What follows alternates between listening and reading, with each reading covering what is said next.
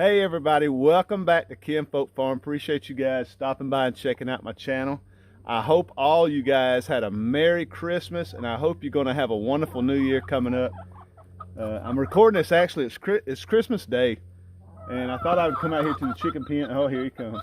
I thought I would come out here and just talk a little bit about our 2020 goals, because I'm not one to keep New Year's resolutions. Everybody does resolutions. I never can keep them. So I just want to talk about the goals I have for this year, because I have I'm pretty sure it's four particular things I want to get done in 2020 on this farm.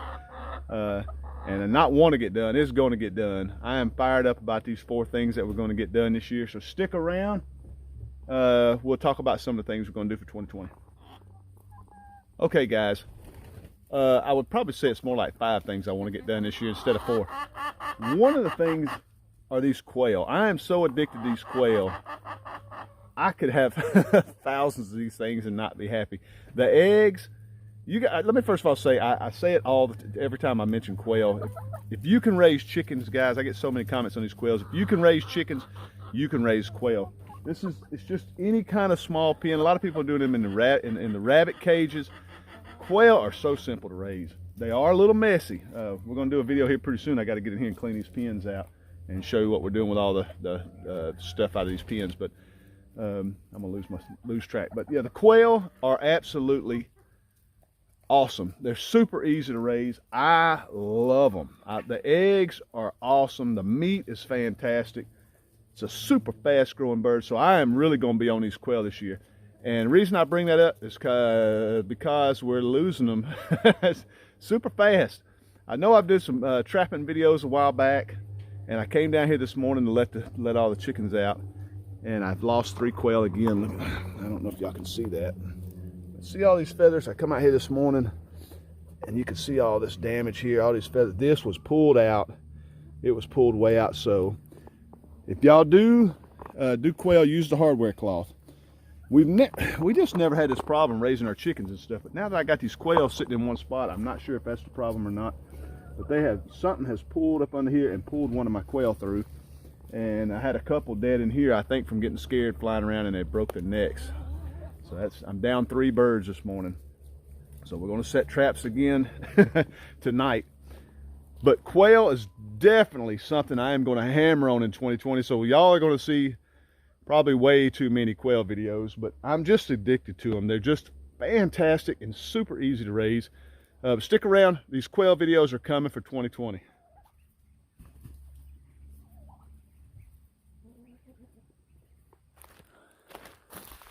All right, we're out here at the garden. Another goal for 2020 would definitely be, we are going to hammer on this garden this year. We dropped the ball 2 years in a row. We had a decent garden. The watermelon garden went absolutely fantastic. I think we did really good on the watermelon garden, but we're going to do better this year, because this year we're going to run irrigation. We're putting in irrigation for the whole water. I mean, this is a huge garden. To sit out here when it's not any rain, and to sit out here and individually water every plant, that's a ton. And then you got this whole garden as well. We got the beans, and we got to put some more fabric down here on the end. We're going to fix this. We've had some windstorms come through and blow the fabric all over the place. But the gardens are going to be rocking this year. We are really going to stay on them. We're going to run irrigation to both gardens this year. Grow a ton of cool stuff. I think I'm not going to grow 15 different watermelon plants like I did last year. I think I narrowed it down to the 2 that I like. So I'll surprise y'all with that later. But we're going to plant the 2 that I liked. Travis actually found one, my son-in-law. He found one that he wanted to try out. It's one of the orange watermelons. So we're going to really put, I think we're going to put 3 rows of those in, 2 or 3 rows of those in, and give those a shot. But I'm excited about the garden this year. We're really pumped. Matter of fact, last night we were looking at, getting ready to look at seeds. We were going through seed catalogs and stuff. So pretty excited about the garden, guys. All right, we're in here in the pig pen. We can't go without talking about the pigs. We're going to have pigs again this year. I think I got a pretty good hookup with another YouTube channel. I'll tell you about that later. I'm going to pick up some pigs from another guy I met. I think we've become pretty good friends up in North Georgia. He's got the large black hogs. Supposed to be really, really good pigs. Good for kids. The pigs we had last year were pretty good pigs. Not much personality on them. I didn't care for them all that much, but they are delicious. We're going to clean up the pig pen and get it ready for 2020. I think we're only going to get 3 pigs this year. 4 was a little much. But we're going to end up with 3 pigs this year. Super excited about that. I'm hoping this pans out. But that's another goal for 2020 is to get 3 more pigs, raise them up for 6 months, and have some more pig meat. We just absolutely love the pigs. Super fun. My grandkids absolutely love them. I don't know who likes them more, me or the grandkids. We just get out here and want to play with them every day.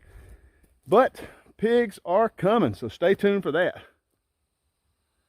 Well, guys, we are down here at the lake, and it is just slam full of water. All this rain we've been getting has just got the lake looking great. Look, there's the dam, and it's just about overflowing.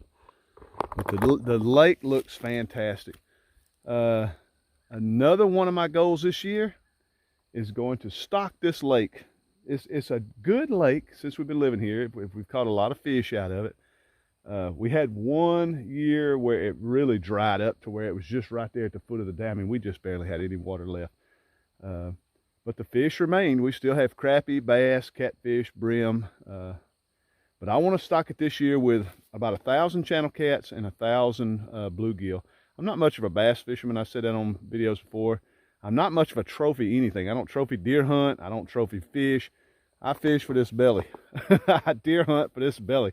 I like to eat deer meat. I like to eat fish. And I figured this could be like a little storage spot for all my brim and my catfish. So we're going to stock this. We're also going to get us a feeder and put right down on this bank somewhere, because this seems to be the deepest spot of the lake, all out in here. So I want to put a feeder down here to throw feed out into the lake and start feeding our fish and grow up some really big fish. We've been to some little farm ponds before where they feed and stock their fish like that, and it's just the absolute most fun that a kid could have is to sit out here and catch channel cat long as your arm, one after another. So that's my goal. I really want a nice little lake to put a bunch of fish in and have a place for my grandkids just come down here and just kill them when they want to go crazy fishing. And I'm just really pumped about that. So we're going to get a feeder. Going to stock the lake this spring or summer, not quite sure when, but it will be sometime in the warmer weather.